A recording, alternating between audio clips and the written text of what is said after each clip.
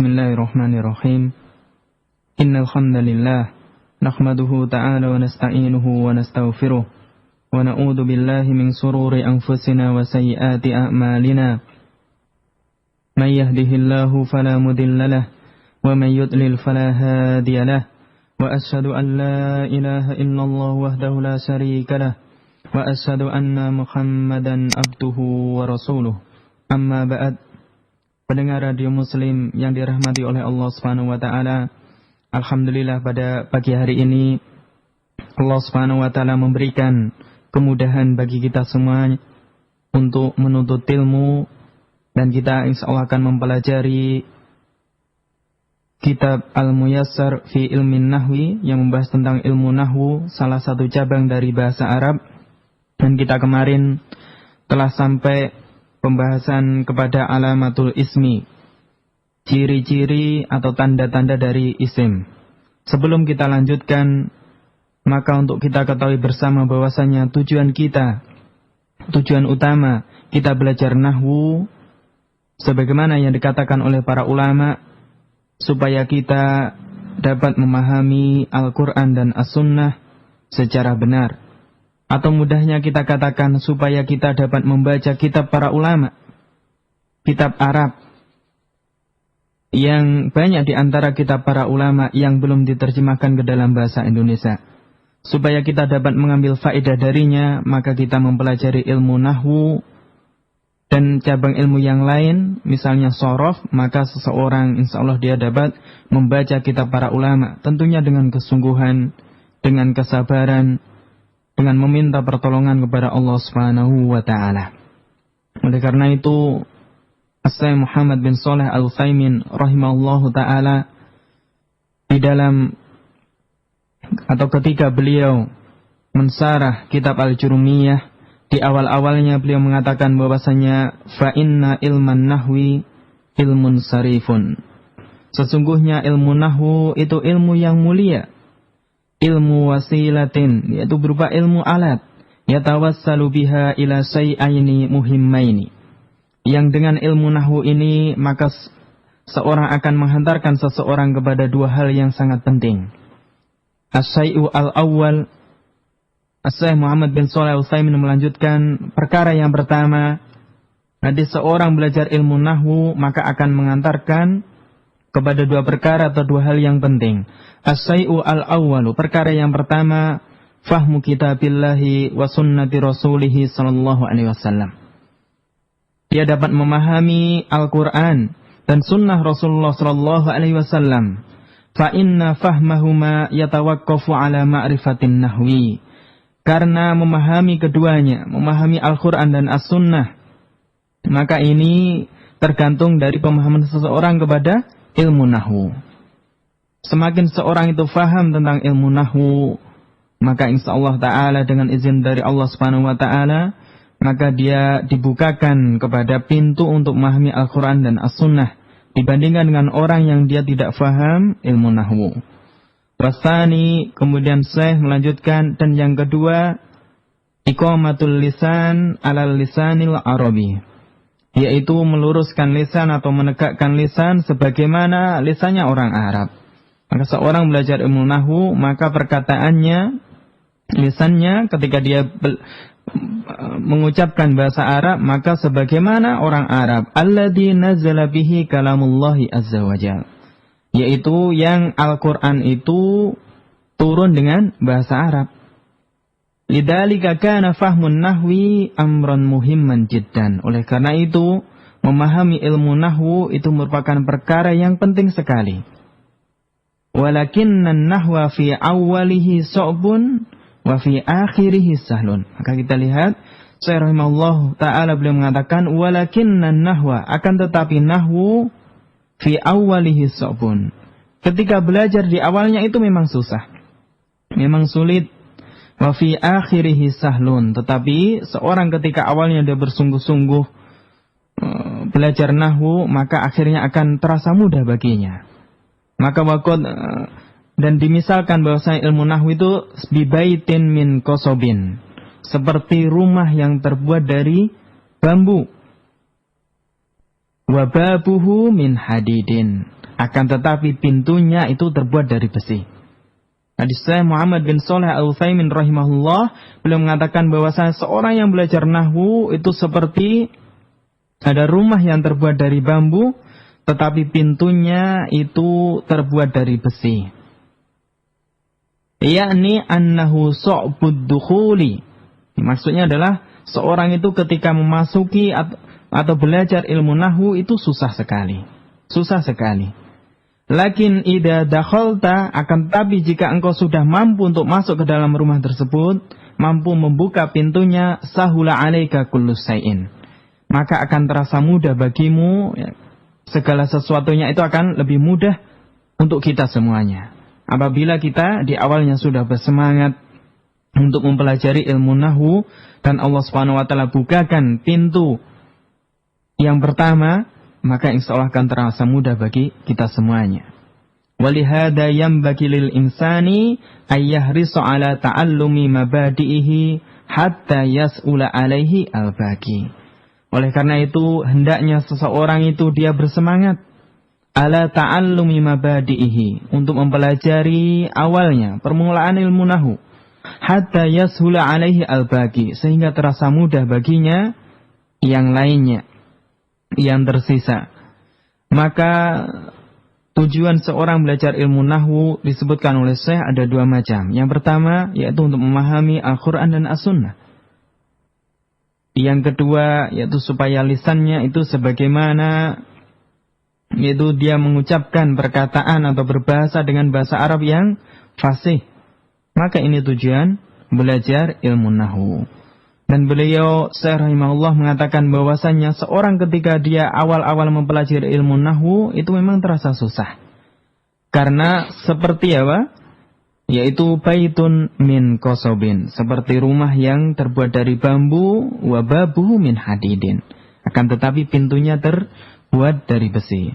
Nah, karena itu pendengar radio Muslim yang dirahmati oleh Allah Subhanahu wa taala, maka hendaknya seorang dia bersemangat ketika meskipun awalnya susah, awalnya sulit, enggak faham-faham, maka dia bersemangat untuk bersabar dan bersungguh-sungguh ketika belajar kitab ini. Dan salah satu kitab yang terasa mudah dan tipis untuk pemula, untuk kita belajar bersama, yaitu kitab Al-Muyassaru fi Ilmin Nahwi. Maka mengapa kita memilih kitab Al-Muyassar? Salah satunya dengan pertimbangan kitab ini sudah banyak digunakan oleh ikhwah-ikhwah semuanya, seperti yang digunakan oleh Mat Umar bin Khattab ketika mengadakan program bahasa Arab untuk pemula, maka mereka menggunakan kitab Al-Muyassar. Dan ini sudah terlihat hasilnya bahwasanya di antara mereka ada ikhwah-ikhwah yang dulunya belum mengenal, belum memahami bahasa Arab, kemudian bahkan sekolahnya dulu sebelum kuliah, misalnya di SMA, bukan berasal dari sekolah yang mengajarkan bahasa Arab, akan tetapi dengan izin dari Allah Subhanahu wa taala, dengan anugerah dan karunia dari Allah Subhanahu wa taala, mereka misalnya kuliah di Jogja, kemudian dikenalkan dengan orang-orang yang bersemangat untuk mengajarkan bahasa Arab, maka mereka bisa belajar bahasa Arab dengannya. Bahkan mereka bisa membaca kitab para ulama. Karena ini tujuan utamanya. Oleh karena itu pendengar radio Muslim yang dirahmati oleh Allah Subhanahu wa taala, maka hendaknya kita bersemangat, yaitu dengan meluruskan niat kita, meskipun amalannya ringan, akan tetapi apabila kita meniatkan apa yang kita pelajari untuk Allah Subhanahu wa taala, untuk mendekatkan diri kepada Allah Subhanahu wa taala, kita belajar bahasa Arab supaya kita bisa membaca kitabnya para ulama, kita bisa mengambil faedah darinya, kemudian kita bisa bertakarrub, kita bisa beribadah kepada Allah Subhanahu wa taala, mendekatkan diri kepada Allah Subhanahu wa taala dengan mengambil faedah dari kitabnya para ulama. Kemudian kita merasa lebih takut kepada Allah Subhanahu wa taala, mencintai Allah Subhanahu wa taala, mengagungkan Allah Subhanahu wa taala. Maka ini tujuan kita belajar bahasa Arab. Karena bahasa Arab tadi adalah ilmu wasilah. Dia ilmu alat saja.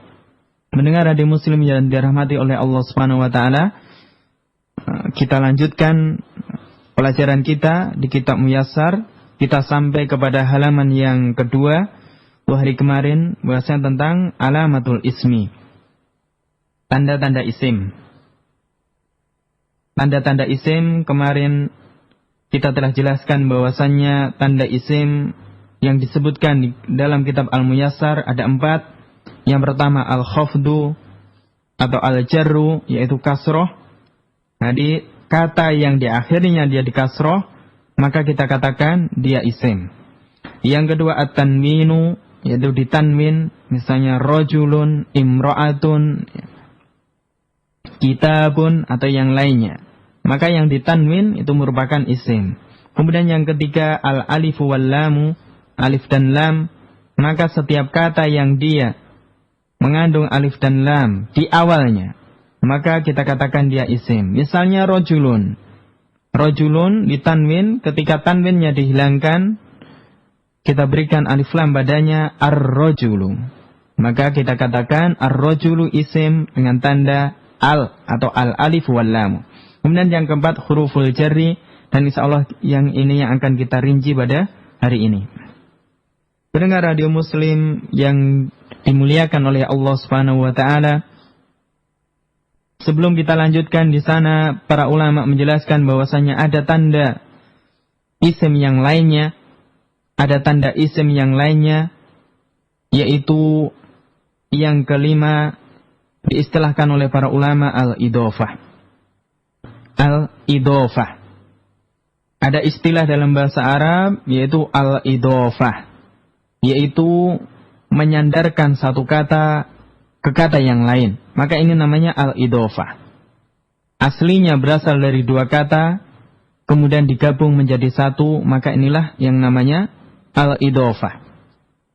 Misalkan, kata yang pertama Rasulun. Kata yang kedua Allahu. Kemudian disandarkan Rasulun kepada lafaz jalalah Allah, maka menjadi Rasulullahi. Maka ini yaitu gabungan kata Rasulullahi, ini namanya idhofah. Dan idhofah terdiri dari 2 macam. Kata yang pertama itu namanya mudhof, dan kata yang kedua namanya mudhof ilaih. Kedua-dua idhofah maka dikatakan oleh para ulama keduanya isim. Keduanya adalah isim atau kata benda. Meskipun di sana ada mudhof ilaih misalnya yang dia bukan isim, maka dihukumi sebagaimana isim. Maka ciri isim yang kelima yang tidak ada di kitab Muyassar disebutkan oleh para ulama nahwu, ya, salah satunya adalah al-idhofah, yaitu menyandarkan satu kata ke kata yang lain. Yang keduanya itu adalah isim. Kita contohkan misalnya kata yang pertama Rasulun, yang kedua lafaz jalalah Allahu, maka ketika digabung menjadi Rasulullahi. Menjadi Rasulullahi. Kata yang pertama Rasulu itu namanya mudhof, kemudian lafaz jalalah Allahi namanya mudhof ilaih. Maka kita lihat di sini perubahan. Yang pertama Rasulun, kemudian kata yang pertama Rasulun, yang kedua Allahu, ketika disandarkan, ketika dijadikan idhofah menjadi Rasulullahi, maka di sana ada syarat mudhof. Maka apakah syarat mudhof? Syarat mudhof itu ada 3. Maka kita sebutkan yang pertama 2 saja, yaitu yang pertama bahwasanya mudhof, yaitu kata yang pertama, kata yang disandarkan kepada kata yang kedua, itu syaratnya yang pertama tidak boleh ditanwin. Maka kita lihat yang pertama tadi Rasulun, ketika menjadi mudhof menjadi Rasulu, maka tidak boleh ditanwin. Yang kedua, tidak boleh kemasukan alif lam. Misalnya ar-rasulu disandarkan ke lafaz jalalah Allahu, maka enggak boleh ar-rasulullahi, harus alnya dibuang, Rasulullahi. Maka syarat mudhof yang pertama dia tidak boleh ditanwin, yang kedua tidak boleh kemasukan al atau alif lam. Ini syarat mudhof. Kemudian yang ketiga, insyaallah akan dijelaskan ketika membahas tentang permasalahan idhofah. Kemudian kita lihat kata yang kedua namanya mudhof ilaih. Mudhof ilaih, kata yang disandari oleh kata yang pertama. Ini namanya mudhof ilaih. Mudhof ilaih yang awalnya tadi dari kata rasulun dan lafaz jalalah Allahu yang dia harokatnya dhammah, maka ketika menjadi mudhof ilaih, maka dia harokatnya menjadi kasroh. Harokatnya menjadi kasroh. Maka yang namanya mudhof ilaih itu dia nanti istilahnya harus jar atau khafat ya. Jadi kasroh yang mudahnya, meskipun nanti akan dirinci. Maka ini adalah ciri isim yang kelima. Maka pendengar radio Muslim yang dirahmati oleh Allah Subhanahu wa taala, ciri isim yang kelima kita bahas dia adalah al-idhofah. Dan di sana ada ciri-ciri isim yang lainnya. Insyaallah akan dibahas apabila kita mempelajari kitab yang lebih lanjut. Kitab yang lebih lanjut. Maka pendengar radio Muslim yang dirahmati oleh Allah Subhanahu wa taala, kita tahu bahwasanya jika ada suatu kata yang kemasukan salah satu dari ciri-ciri isim, maka kita katakan, kita hukumi dia sebagai isim. Tidak harus dia kemasukan semua ciri isim. Maka apabila ada kata dia kemasukan salah satu dari ciri-ciri isim, maka kita katakan dia sebagai isim. Baik, Ustaz, kita cukupkan pembahasan pada pagi hari ini. Dan kami ucapkan jazakumullahu khairan setelah hadir di studio Radio Muslim. Kita tutup subhanakallahumma bihamdik asyhadu an la ilaha illa anta astaghfiruka wa atubu ilaik. Wassalamualaikum warahmatullahi wabarakatuh.